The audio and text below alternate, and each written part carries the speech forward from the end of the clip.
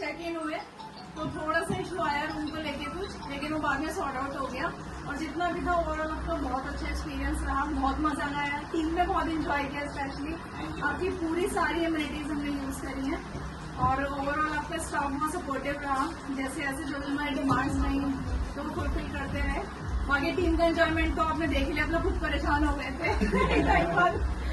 तो I hope कि दोबारा चांस लगे and will again stay in this hotel. So all things.